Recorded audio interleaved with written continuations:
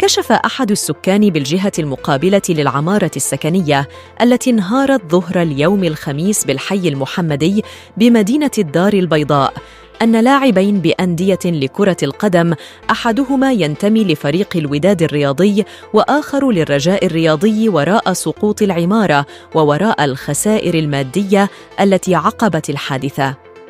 وأوضح الشخص أن اللاعبان قاما بعمليات حفر بالجزء السفلي للعمارة، وهو ما تسبب في تصدع أحد أعمدة البناية واهتزازها، وهو الأمر الذي تدخلت بشأنه السلطات وأمرت بإفراغ المكان الذي أصبح مهدداً بالسقوط.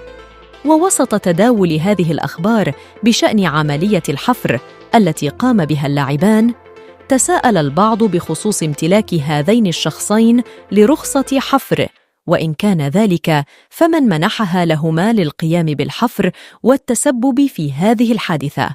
وكانت العمارة السكنية تتكون من 4 طوابق قد انهارت يومه الخميس 23 ماي الجاري على مستوى شارع مولاي يوسف بالدار البيضاء دون خسائر بشرية، كون السلطات المحلية كانت قد أخلتها من الساكنة نظراً لتأثرها البالغ بعمليات الحفر المذكورة.